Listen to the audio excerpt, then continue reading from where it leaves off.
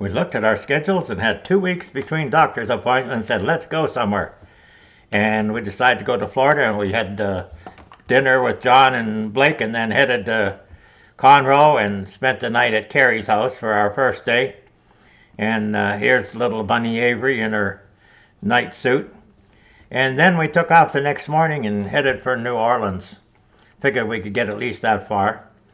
Now, I decided that Claudia should have a really nice seafood experience because she likes seafood. So I looked up 5-star seafood on Siri, and Siri gave me the directions, and we started driving. I thought, this doesn't really look too good, but then maybe we have to drive through this neighborhood to get there. She decided, she was wearing shorts and a t-shirt, and she said, I can't go in like this. I've got to get dressed up. This is a 5-star restaurant. So I said, where are you going to do that? And she said, I'll do it in the parking lot when we get there. I said, okay, that's fine. But then things even got looking worse than they were before, and there were less houses, and the roads were worse, and it just did not look like we're in a good area. We both began to get a little bit concerned. And as we drove, we left this area and went along, I guess it was the river, and there wasn't much out there, but we kept going on the road. And we saw these old cruddy vessels, and it just got worse and worse the farther we went. Finally, we got to where the thing said we were supposed to be there. Well, that's where it used to be. Wasn't there anymore. What a disappointment. So we drove on to Slidell, Louisiana, and thought I'll take her there, and I found a seafood market, and so we went to that seafood market.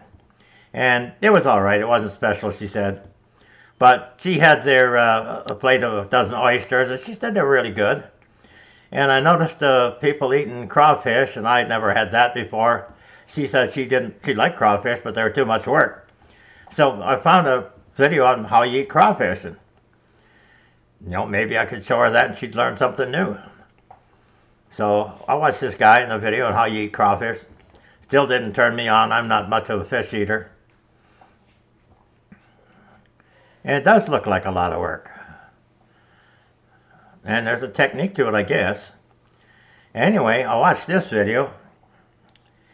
And then I ran across another video. And the only reason I put it on here, they're eating crawfish, but I just had to show you this girl's tattoos while she's eating her crawfish. I mean, she's got tattoos from her arm from one end to the other. And big rings on her fingers and all that. Only in Louisiana. But the real Louisiana crawfish eaters were still yet to come. I mean, they know how to eat crawfish down here in Louisiana. They go at it.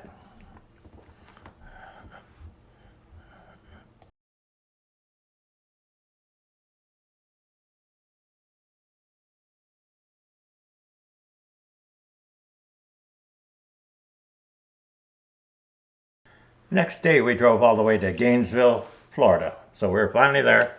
Gainesville is the home of the University of Florida, and we went to their Natural History Museum on the campus, and saw this huge mammoth, of course, they had in there, and its history. But the big thing was their butterfly collection. They had a tropical forest with butterflies, so we thought we'd go see that. And it was really nice. It was tropical. See if you can identify which is the real butterflies and which is the phony ones here in this next series of butterflies. Which one is painted and which ones are real?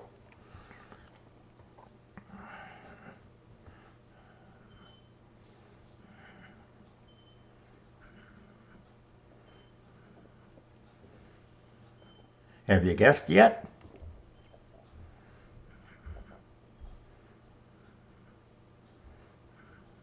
Well, it was the monarch butterfly that was painted. Here's a little bird eating the seeds, and he doesn't bother butterflies. Of course, they had cases and cases full of butterflies. And that was good. After the Butterfly Museum, we went south to a place called Northport, Florida, and decided to get a room there. It was a nice little town. We really liked Florida. The weather was nice, the temperature. We stayed at the Warm Springs Mineral Hotel, and it was nice. We had a nice room. They had nice outdoors, and we had a good time. She liked the room a lot, and the outside patio. And of course the swimming pool, which she set out and read her book in for a little while. Then we decided to go out for the evening and then have a drink. And before we did that, we drove around a little bit and found this old wood house that's, but really it's all the moss that what's attracted us, but it was an old house that was around. It was pretty. And looked at some of the other structures that were around. This one here, and this one was kind of funny because she decided to go up the steps, but they had no rails, and so she leaned over, and she was just laughing so hard that she couldn't even stand up and climb up the rails. Anyway, when we were done, we went out for the evening to Inglewood and found a blue pineapple bistro, it was called, and that was nice. We had a good time there. Had a nice drink and just a relaxing evening. They had musicians, different ones every night, I guess. So we had a young man who played his guitar there while we were there. And so when we were finished, the next morning we headed to Florida City. And Florida City is where some friends lived. And they invited us to meet them at the Capri restaurant, which was an Italian restaurant. And so it was a nice restaurant. And it was good to see them again. This is Howie and Judy. And I had the tortellini, which I thought was really good. And we spent the next day, and then we headed to Miami, the outskirts of Miami, actually. And what we were looking for there was Shark Valley. We were told to go in and see in the National Everglades Park, go to Shark Valley and see the sharks. And this is the drive into the place and the front building. Well, there were a lot of people there when we were there, and so we got in a line, and a long line going inside to buy tickets. This is where we would have walked. It was like 15 miles, so we wanted to get on a tram. We couldn't walk that far. Some people, you could buy bicycles, rent bicycles, and all that. But we couldn't get in, and on our way out we saw the alligator, and then we're off to Isla Medora. Because we were told to go see Robbie's. Make sure you don't miss Robbie's in Isla Medora. Well, actually, it's just kind of a tourist attraction. A lot of different, it's almost like a trade days with different tents and different vendors and things like that. And what they were famous for was feeding tarpon. Here you see people, a picture I took where there's a hole in the docks and they feed the tarpon. I got this off the website to show how they actually do this.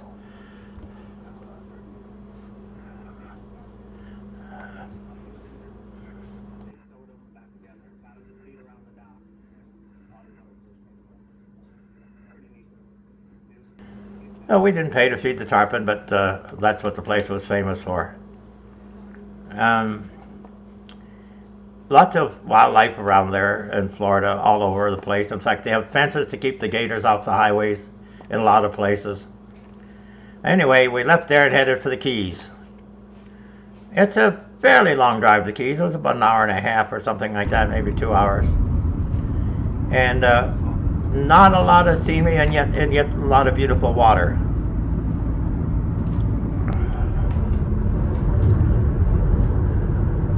The roads were good. In fact, the roads were good all the way across. Once you got about the middle of Louisiana, Mississippi, Alabama, Florida, the roads were beautiful. Traffic was going 80 miles an hour.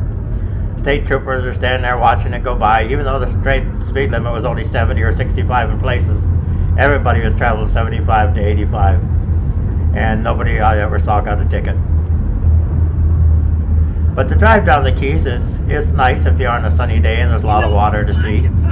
And you go through a few towns also on the way down there, small places. You see we're coming up on a little town up here on the way down. And she wanted ice cream. And I said, I'll look for an ice cream. And I looked around and didn't find anywhere. I found a service station that had ice cream. No, she wanted a regular ice cream. So anyway, we didn't find one in this town.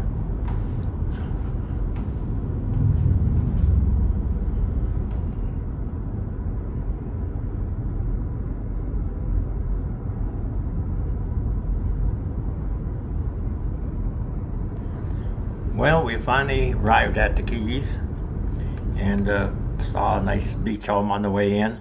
So what did we do? Well, here's what we didn't do.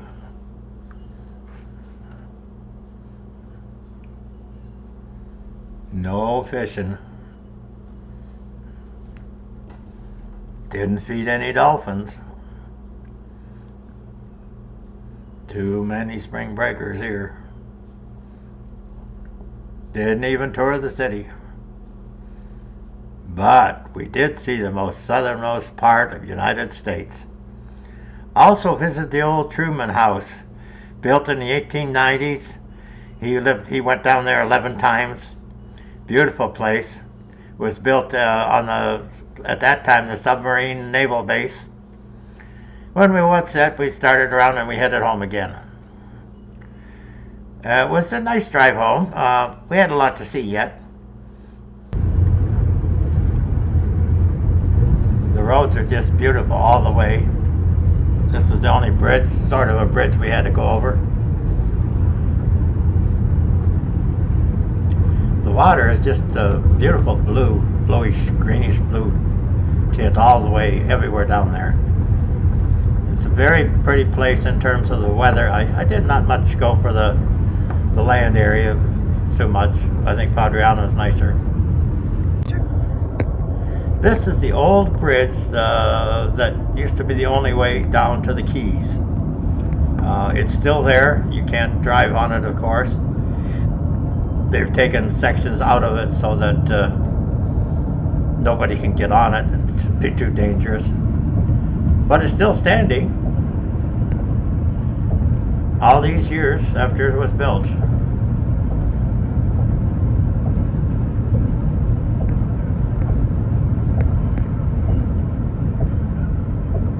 The drive was nice. We had a good drive. No complaints about the drive at all. We're headed north, and we're going to stop in Homestead because we were told that there's a really nice place to visit there. It's the National Everglades Alligator Farm. We thought, well, that would be maybe something to see, so we will stop there when we get to Homestead.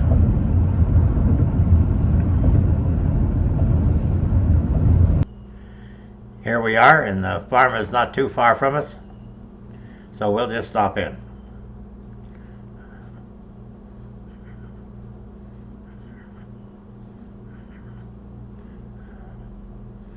Now, they have a lot of other animals in cages there, different things to see, but of course their main attraction is the alligators.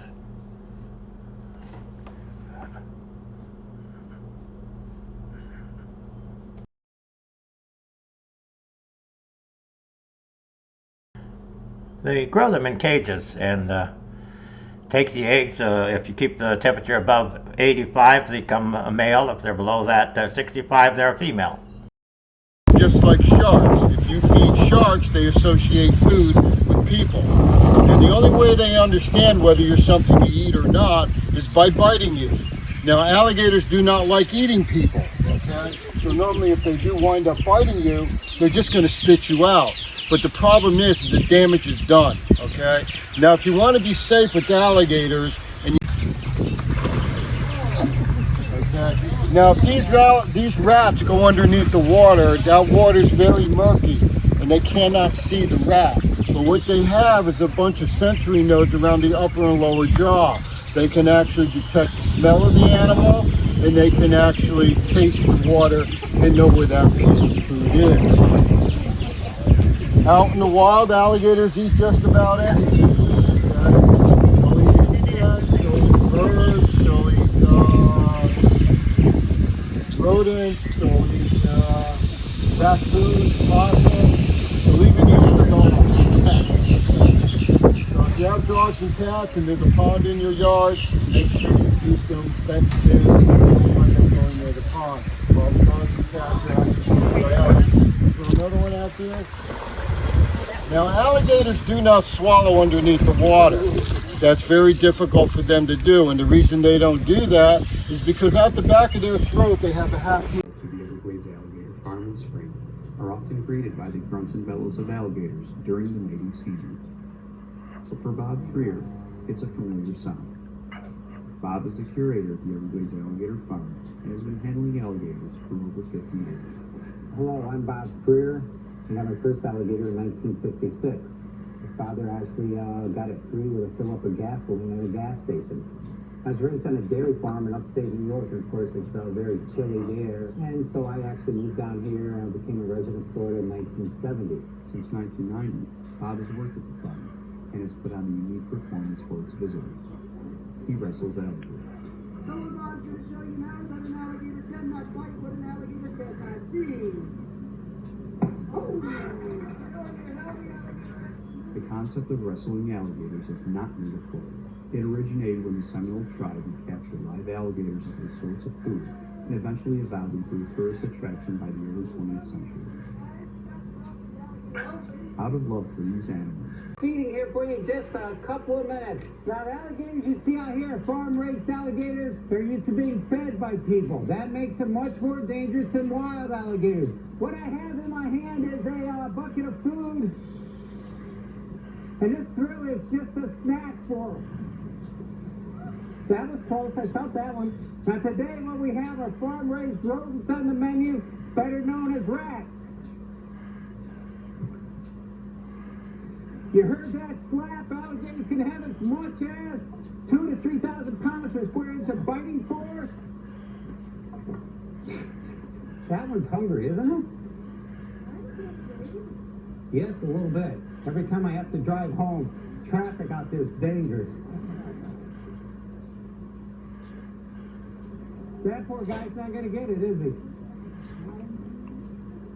Coming back.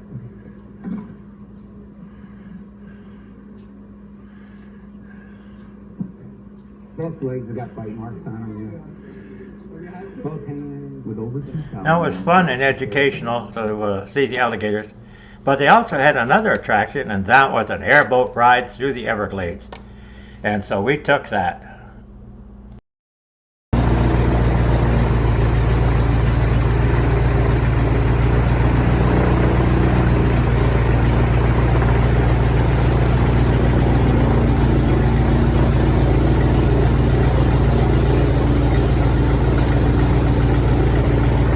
Put on your earphones, it's gonna get noisy.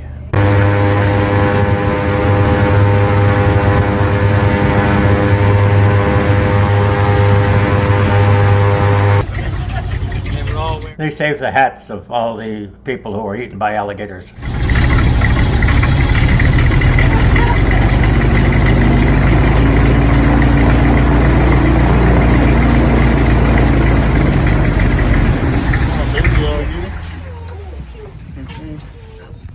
You hear that noise out in front of us? What we're hearing here is the squeals of little baby alligators. It's hard to make out on the video. You hear it?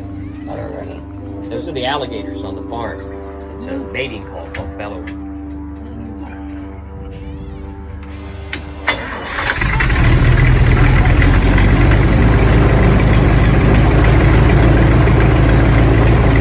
a big turtle coming up on the right side. This one is called a soft-shell turtle. Fully grown, about 20 pounds.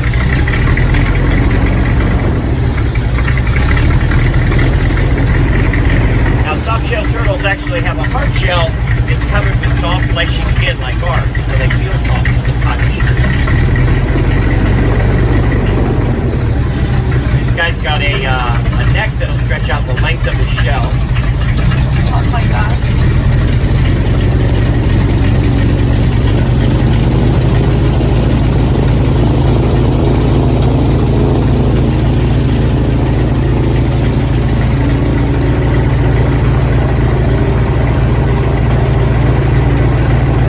Now here's a commercial video that shows you a little better what the airboat ride's all about. So on our ride, the airboat captain would just whip that boat around 180 degrees. This fellow's really not doing it like he did. People in the front would get wet, and you were warned ahead of time it was going to be a wet ride. But it was a lot of fun, and the Everglades is quite a place to see. We enjoyed it very much. It's one of the nicest things we did.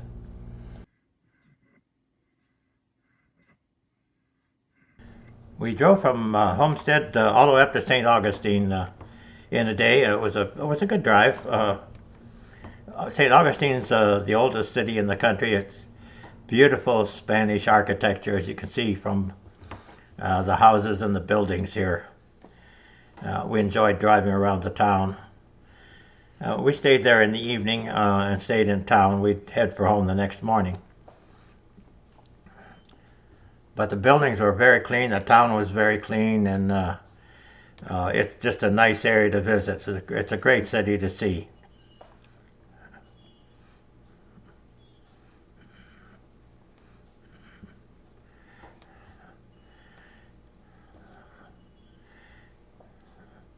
Here we went out to eat at the Kingfish Grill, which is a really nice restaurant. Here's a little history on St. Augustine. Take time to read it.